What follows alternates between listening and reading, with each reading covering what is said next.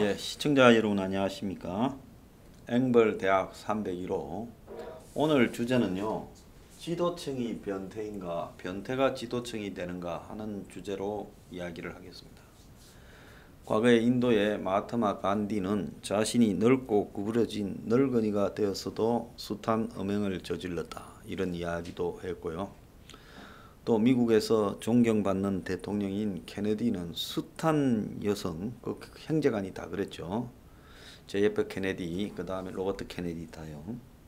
여성과 이런 스캔들이 있었고, 또 빌 클린턴 대통령은 현역으로 이 백악관에 있으면서 모니카 레윈스키라는 그 인턴 젊은 딸 같은 여성과 또 유사 성행위를 한 일이 사실로 확인이 되었습니다.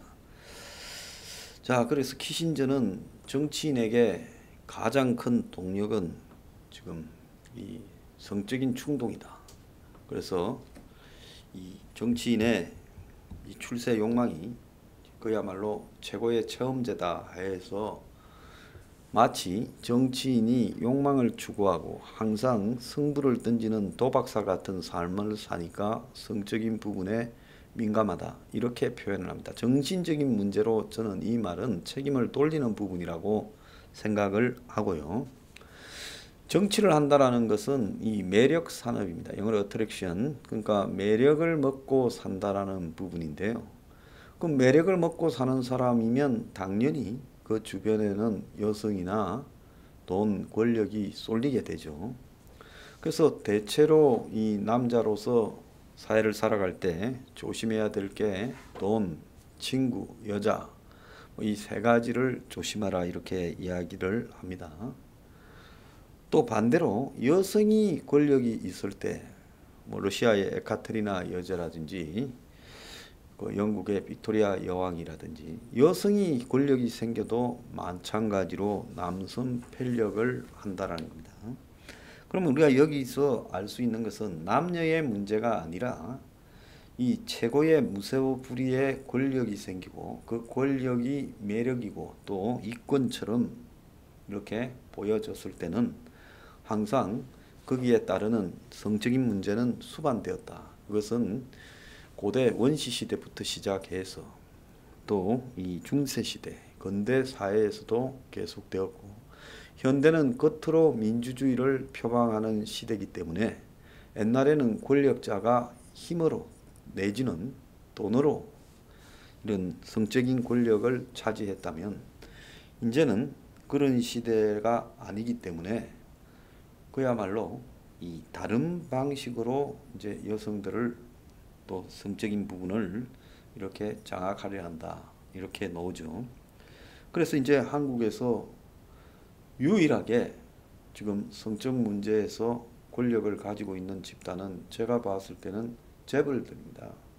그 원조 재벌 1세들은 다 여자들이 몇 명씩 있었고 밖에서 숱한 애들을 낳아 가지고 왔죠. 또 과거에 대통령 한 사람들 중에서도 밖에서 이런저런 애들을 많이 낳았죠. 자, 그런데 이제 이 현대 시대로 접어들면서 이제 민주주의에서 일반 대중들은 욕망에 따른 법칙에 살아간다 하더라도 정치인에게는 특별한 도덕적 가치를 요구합니다.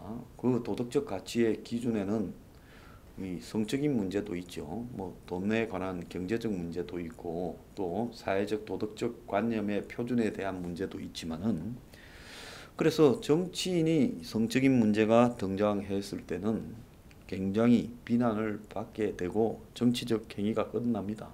미국 사회를 보더라도 일반 미국 대중들은 뭐 성적인 문제에서 만났다 헤어졌다 또 뭐 흔히 불륜이라고 부르는 행위들을 예사롭게도 하지만은 정치인에게 그런 문제가 불거졌을 때는 대부분의 정치인들이 이 정계를 은퇴를 하죠. 요 근래 보면 미국의 민주당의 대선 부통령 후보였던 에드워즈입니까? 그 사람도 모범생이었 이미지였는데 불륜이 불거지면서 정치를 그만두게 되었고요. 그래서 그런 정치인이 한둘이 아닙니다. 자, 그런데 최근에 이제 한국 사회에서 벌어지고 있는 이 광역 단체장, 유력 정치인들의 성적인 주문, 그 중에서 특히 이제 이번에 박원순 시장이 엊그제 자살을 함으로써 불거진 문제인데요. 박원순 시장 이전에 민주당의 오거돈 또 안희정 이런 자들이 지금 유사한 일을 했죠. 공통점은 자기가 데리고 들어간 여자 비서다. 자, 이 부분을 잘 봐야 됩니다. 왜 그 사람들은 일반 시험 쳐서 들어온 여성 공무원들에게는 찝쩍거리지 않고 자기가 데리고 들어간 여성들에게는 찝쩍거렸는가? 자, 안희정은 두 사람의 관계가 뭐 법원은 다르게 판단했습니다만은 부인이나 안희정은 이 연애 불륜 관계였다라고 하고 또 안희정은 또 다른 여자가 있었다고도 이야기가 나왔습니다. 자, 오거도는 이제 여성을 볼 때마다 이 관계를 가지기보다는 이제 주로 시장실 같은 데서 여성에게 지금 성추행, 즉 여성의 몸을 더듬는 행위를 했고 또 이번에 문제가 된 그 비서실 직원 외에 또 다른 직원이 문제가 돼서 서울시로 뭐 보냈다 이런 이야기도 있지 않았습니까? 자, 오거돈도 결국 자기가 데려온 여자 비서들을 그렇게 했고 또 복수의 여성을 상대로 그렇게 했어요. 자, 오거돈뿐만 아닙니다. 이제 박원순도 지금 자기가 데리고 들어간 여성을 아주 집요하게 반복적으로 그냥 건떡질만큼 치건댔다라고 봐야 돼요. 박원순의 행위의 핵심은 치건대고 접촉을 시도했어요. 셋 중에 강도면에서 보면 박원순이 제일 낮았다라고 보겠지만 그게 아니라 그 여성에 대한 집요한 정신적 그야말로 성적 침탈을 시도한 것은 박원순이다. 애인하자부터 뭐 관계를 갖자 이런 부분을 아주 집요하게 시도했던 걸로 보입니다. 자, 그런데 앞서 있었던 오거돈이나 안희정은 원래 뭐 정치판에서 내지는 뭐 공무원 옛날에 뭐 공무원들이 이렇게 이제 잘못 배운 공무원들이 많았죠. 공무원 하면 항상 룸살롱도 가게 되고 고위 공무원이나 좀 유망한 공무원이 되면 뇌물 받고 골프 치고 접대 받고 이런 부분 속에서 사실 많은 엘리트 공무원으로 고시부터 이렇게 5급부터 출발한 이런 엘리트 공무원들이 술 먹고 접대 받고 그 속에서 성적 관념이 타락해가고 그러다가 보니까 여성을 바라보는 관점이 바뀌게 되고 또 공직 사회에서 그것도 비서직을 수행하는 여성들에게 손을 대게 되고 하면서 문제가 되는 경우들을 제가 많이 봤습니다.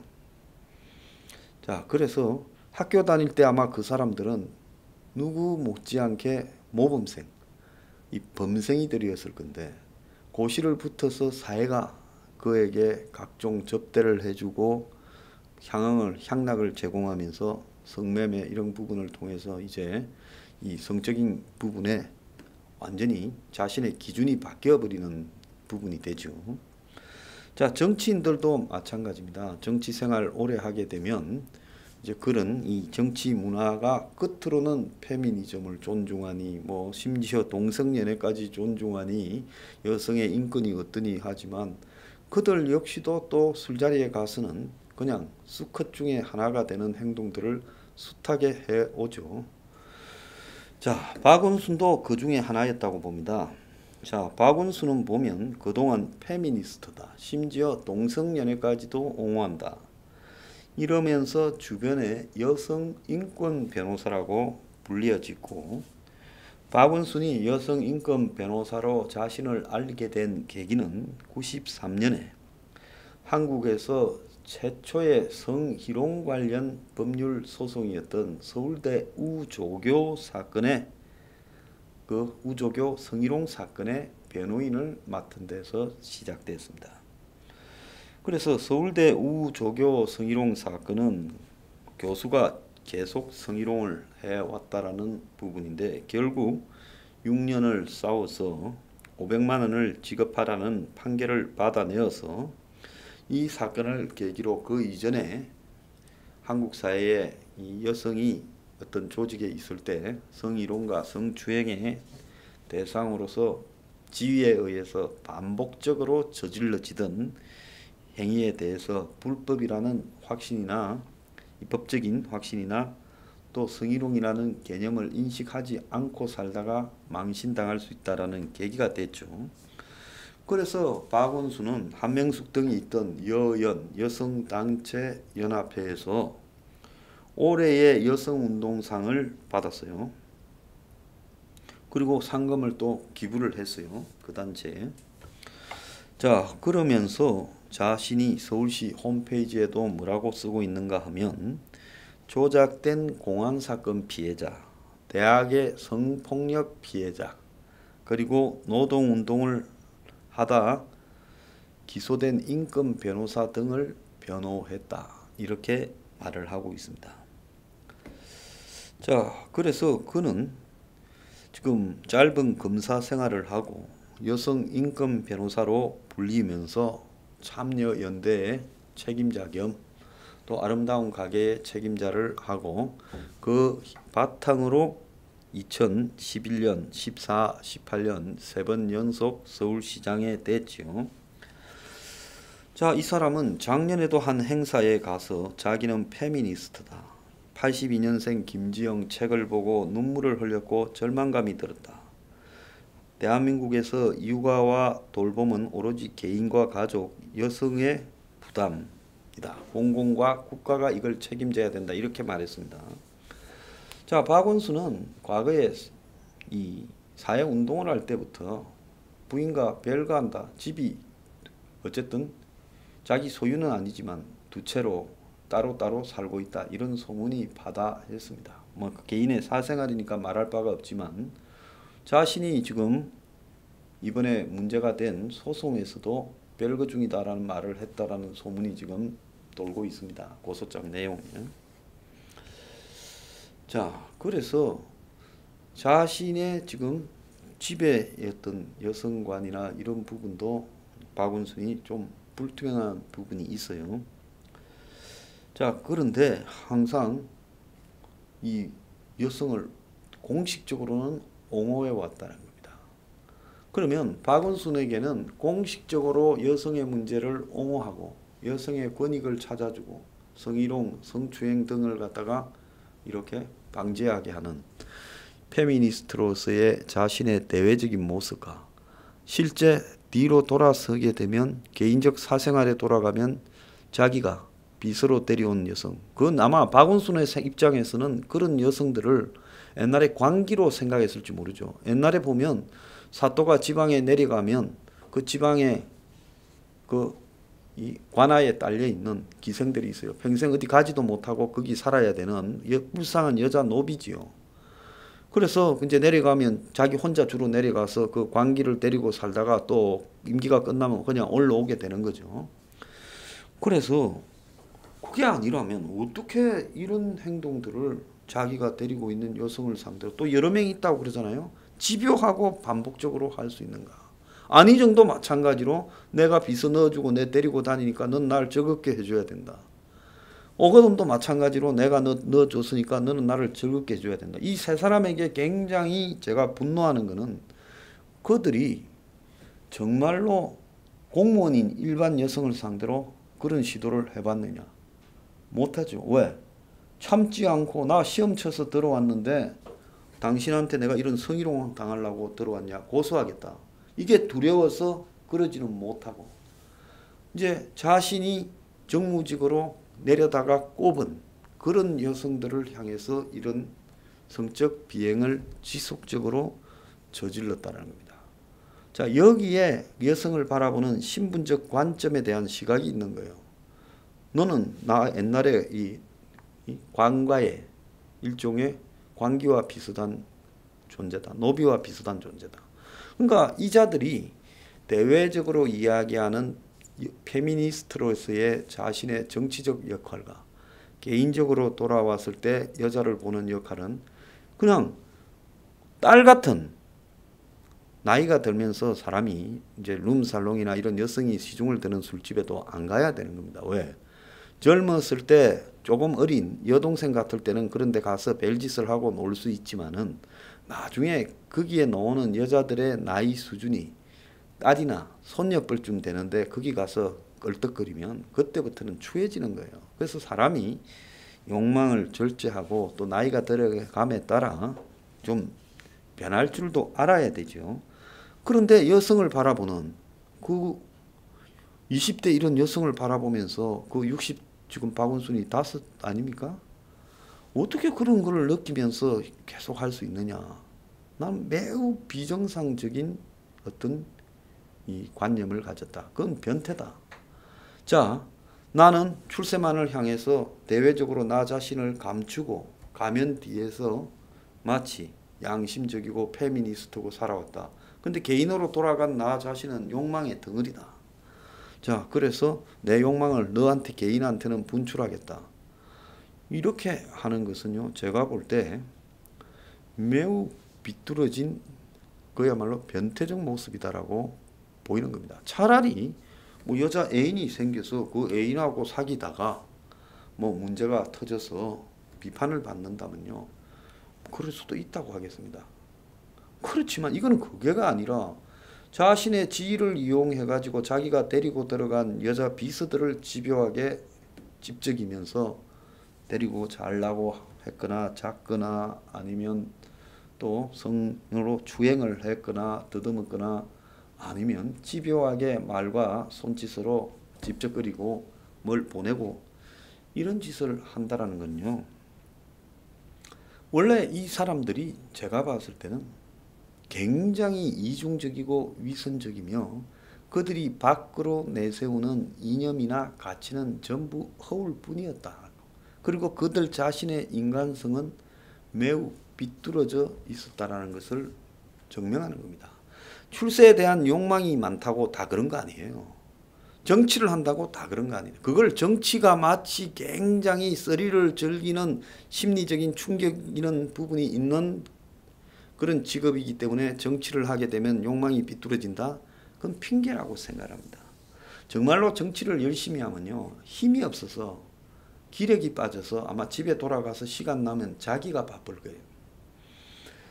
자, 그래서 여성 중심의 세상을 만들겠다 이렇게 이야기하던 박원순이, 그리고 여성의 성희롱 이런 것을 다 성폭력을 피해자의 관점에 바라봐야 된다. 이게 박원순의 이야기예요.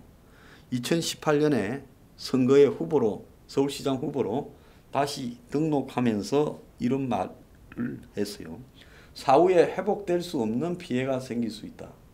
이 성적인 희롱이나 이런 부분에서요. 그리고 박원순은 위안부 문제에서도 어떻게 이런 이 군이 위안부를 이렇게 할 수 있냐고 일본을 비판했습니다. 자, 작년에는 서울시에서요, 여성이 마음대로 일하도록 하기 위해 보육과 돌봄 문제 그리고 여성 대상 범죄를 규탄했습니다. 자, 이 변태 아닙니까? 차라리 나는 좀 성적으로 충동을 억제할 수 없기 때문에 여성에 대해서 말할 자격이 없다. 그냥 그래서 밖으로 가면 나는 뭐 페미니스트라고 이런 말할 자격도 없습니다. 뭐 이렇게 하면서 그런 일이 벌어졌다 하면 아, 저 사람은 욕망 통제가 잘 안 되는 사람이었구나 하지만 이렇게 지킬 박사와 하이드처럼 근엄한 그야말로 진보적인 여성 해방론자처럼 처신하다가 돌아서면 그 어린 자기가 데리고 들어온 여성을 향해서 집요하게 집적거리고 따라다니면서 집적거리고요. 사람 안 보는 데서 집적거리고 이랬다면 이거는 뭐냐? 원래 변태였다는 겁니다. 저는 그렇게 봐요. 정치하는 인간들 중에서 원래 변태인데 그 변태가 드러나지 않고 멀쩡한 것처럼 비춰지다가 자기 손에 권력과 힘이 들어오게 되면 변태의 본질이 나타나는 사람들이 있는데 박원순이 그 대표적인 사람이고 안희정도 오거돈도 그랬다 이렇게 봅니다. 자, 그래서 이런 부분들이 이 세 사람이 제가 제 방송에도 따로 이야기를 했지만은 9번이나 공천을 받았다. 그렇다면 이런 일들을 어떻게 가려낼 것이냐. 대중이 지금 우리나라 사람들은 어떤 리더가 하는 말만 보고 열광하고 빠져들잖아요. 그런데 그런 맹목적인 대중의 열광이 저렇게 이중적으로 살아가는 모습을 아예 그냥 체화시켜버렸다. 박원순 보면 뜯어진 구두 문제라든지 아들 병력 문제라든지 재산이 마이너스라고 하는 문제라든지 그야말로 저 사람이 시민단체 활동할 때 돈 관리 문제라든지 뭐 그리고 평생 협찬 인생 문제라든지 뭐 또 남의 집들이나 이런 걸 뭐 쉽게 얻어 쓰고 다니던 문제라든지 이런 데 보면 이미 저 사람의 도덕성에 종합적으로 문제가 있다라고 조금만 유심히 보면 알 수 있어요. 미국에 심지어 뭐 마약 때문에 감방에 갇혔던 자기 조카 누나 딸도 한국으로 옮겨지는 일도 있지 않았습니까? 그런데 대중들은 그런 부분을 보려고 하지 않고 그가 만들어낸 가짜 지킬 박사만 보지 하이들은 보지 않았다는 거죠. 그래서 대중들이 정치인을 감별할 능력을 종합적으로 갖추지 못하면 이런 변태는 지속적으로 나타날 수밖에 없다는 겁니다. 어떻게 보면 대중이 변태를 키우고 그에게 힘까지 주고 또 그들을 업그레이드 시켜왔다 이렇게 봐야 된다는 겁니다. 그래서 정치인은 복합적이고 다각적으로 바라볼 수 있어야 된다. 그렇게 생각합니다. 대중이 변태를 키웠다. 이게 오늘 주제입니다. 감사합니다.